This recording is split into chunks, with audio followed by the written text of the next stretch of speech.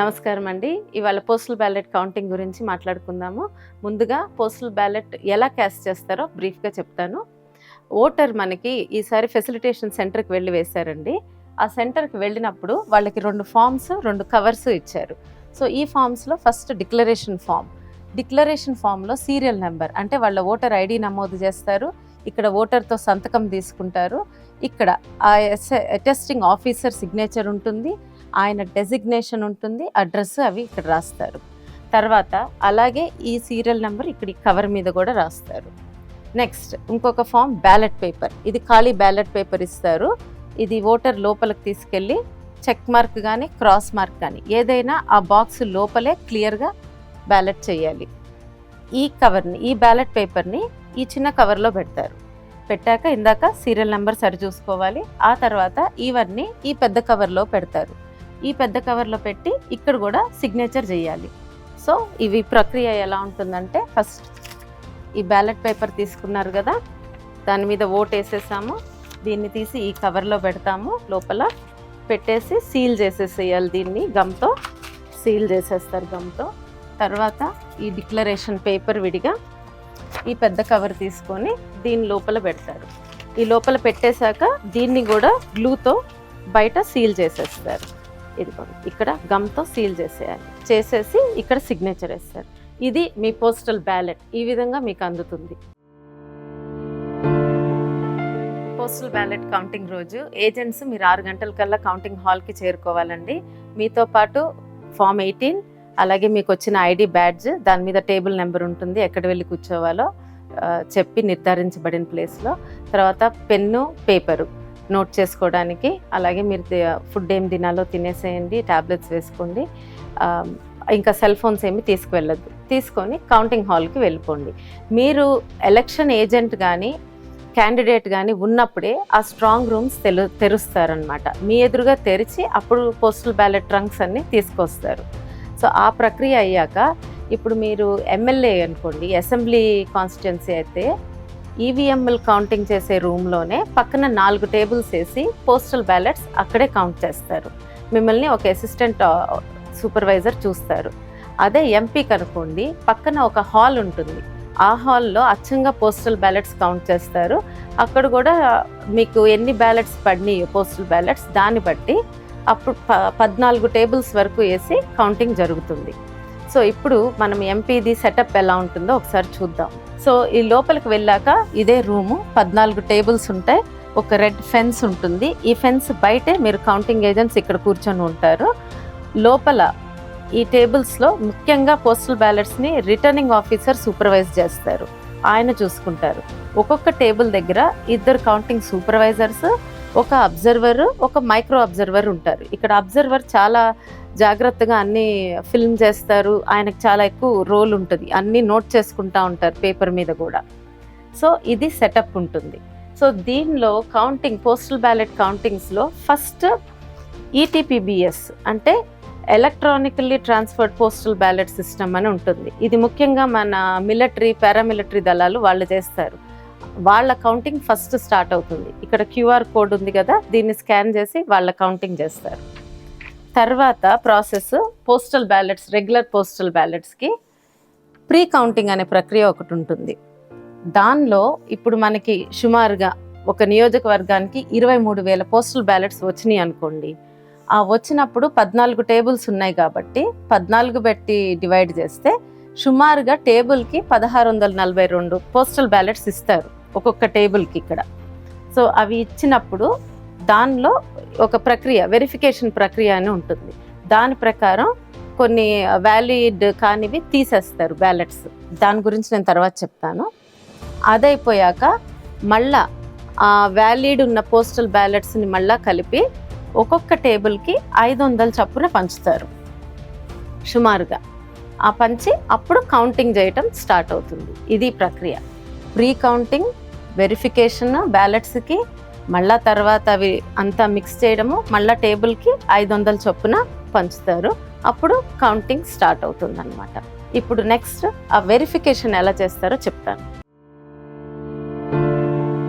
మీకు first postal ballot వచ్చినప్పుడు ఇలా ఉంటుంది.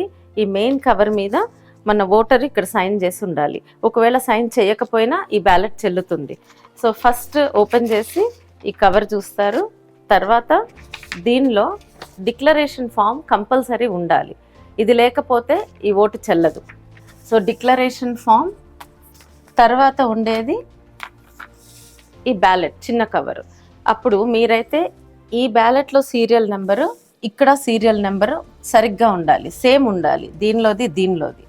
అప్పుడే ఈ బ్యాలెట్ చెల్లుతుంది. ఒకవేళ ఈ రెండు తేడా ఉంటే ఈ ఓటు చెల్లదు. సో పక్కన పెట్టేస్తారు. సో ఇలా చెల్లని ఓట్లన్నీ అంటే ఈ కవర్లు ఇవి ఈ చెల్లనివన్నీ ఒక బ్యాగ్లో పెట్టి కవర్ చేసేసి సీల్ వేసేస్తారు. ఆ తర్వాత ఇవన్నీ సరిగ్గా ఉంటే ముఖ్యంగా ఈ డిక్లరేషన్ ఫామ్ చూసుకోవాలి. ఇప్పుడు వచ్చిన మార్పు కూడా ఇక్కడే ఉందండి, కొంచెం శ్రద్ధగా చూడండి.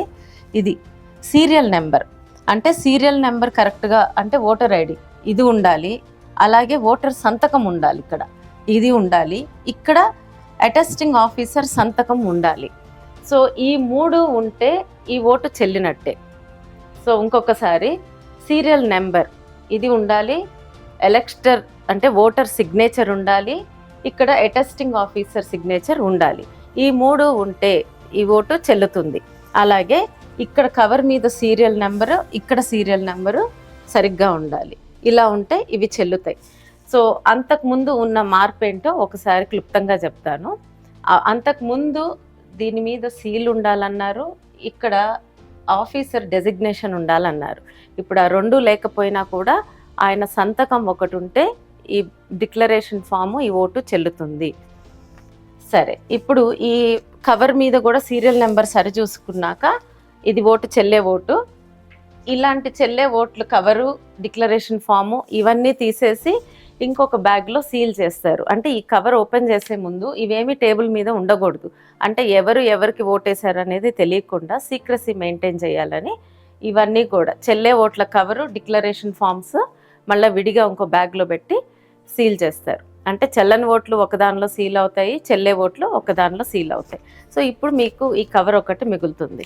ఈ కవర్లో ఓపెన్ చేస్తారు, సీల్ ఉండాలి, సీల్ లేనివి చెల్లవు. ఓపెన్ చేసినాక బ్యాలెట్ పేపర్ వస్తుంది మీకు.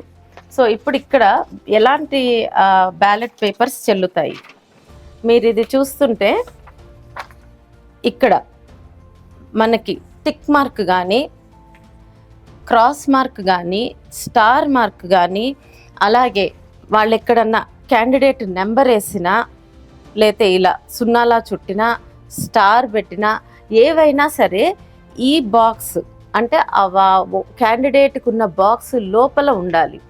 అవి ఉంటే ఆ ఓటు చెల్లినట్టే. ముఖ్యంగా టిక్ మార్క్ కానీ, క్రాస్ మార్క్ కానీ, స్టార్ కానీ, ఏదైనా నెంబర్ కానీ ఏ మార్క్ వేసినా ఆ బాక్స్ లోపల ఉంటే ఆ ఓటు చెల్లినట్టు. ఇంకా అలాగే ఒకవేళ వాళ్ళు సంతకం పెట్టినా, లేతే ఓటర్ ఐడి రాసినా, వాళ్ళ పేర్లు రాసినా అవి చెల్లవు. సో ఇంతవరకు మీరు చూసుకొని ఇవి చెల్లే ఓట్ల కింద అవుతుంది. సో అప్పుడు వాటిని లెక్క పెడతారనమాట. ఏ క్యాండిడేట్కి వచ్చింది ఆ క్యాండిడేట్కి విడివిడిగా వేసి చివరికి ఆ వచ్చిన ఓట్లన్నీ లెక్క పెట్టి ఫామ్ 20లో పెట్టుకొని డిక్లేర్ చేస్తారు ఫైనల్గా. అలాగే ఇప్పుడు ఈ కౌంటింగ్ ప్రక్రియ మధ్యలో ఆగదండి, మొత్తం అన్నీ లెక్కించే వరకు కంటిన్యూస్గా జరుగుతుంది. సో ఇక్కడ ఒక చిన్నది మన ఎమ్మెల్యేకేమో పింక్ స్లిప్స్ ఉంటాయి, ఎంపీకేమో వైట్ స్లిప్స్ ఉంటాయి అన్నమాట, ఇలా వైట్ కవర్స్. సో అదొకటి. మీకు ముఖ్యంగా ఇప్పుడు ఆ బ్యాలెట్ కౌంటింగ్కి వెళ్ళేటప్పుడు మేమైతే మా పార్లమెంట్ నియోజకవర్గానికి మా ఏజెంట్స్ అందరికీ ఈ కొత్తగా రిలీజ్ అయినది ఇవ్వబోతున్నాము. అంటే ఆయన ఇచ్చిన చీఫ్ ఎలక్టర్ ఆఫీసర్ పంపించిన లెటర్ ఈ చేంజ్ని తెలియజేస్తూ ఇక్కడ ఏముందంటే postal ballots validity form 13A గురించి వాళ్ళు క్లియర్గా ఇచ్చారు. ఇది ఇక్కడ చెప్పింది ఏంటంటే commission has directed that all form 13A where the attesting officer as authorized by the RO put his signature but has not mentioned his name and designation or put his seal be considered valid by returning officer. అంటే తెలుగులో ఏంటంటే దీని అర్థం ఆయన సంతకం, ఆయన ఓటర్ని identify చేస్తా ఆ ఆఫీసర్ సంతకం ఉంటే సరిపోతుంది, ఆయన సీల్ కానీ ఆయన డెసిగ్నేషన్ కానీ లేకపోయినా కూడా ఆ డిక్లరేషన్ ఫామ్ చెల్లుతుంది అని క్లియర్గా మనకి ఉత్తర్వులు జారీ అయినాయి. ఈ కాపీ కూడా మేము మా ఏజెంట్స్కి ఇస్తాము, వాళ్ళు కౌంటింగ్ రూమ్కి తీసుకువెళ్ళడానికి. సో ఎవరికన్నా తెలియని వాళ్ళు ఉంటే వాళ్ళకి ఇది చూపించచ్చు అనమాట. ఇదండి వెరిఫికేషన్ ప్రక్రియ. జూన్ 4వ తారీఖు కౌంటింగ్కి వెళ్ళే వరకు ఇంకా ఏదైనా మార్పులు ఉంటే రూల్స్లో కానీ దయచేసి చెక్ చేసుకోండి. అలాగే మీ సీనియర్స్ని అడిగి తెలుసుకోండి వెళ్ళబోయే ముందు, అంటే వాళ్ళు తెలియజేస్తారు. అయినా ఒకసారి మళ్ళీ వ్యాలిడిటీ పాయింట్స్ చెక్ చేసుకోండి. ఇంకా ఏదైనా డౌట్స్ ఉంటే ఎలక్షన్ కమిషన్ ఆఫ్ ఇండియా నుంచి వచ్చిన ఉత్తర్వులు ఒకసారి చూసుకోండి. ధన్యవాదాలు.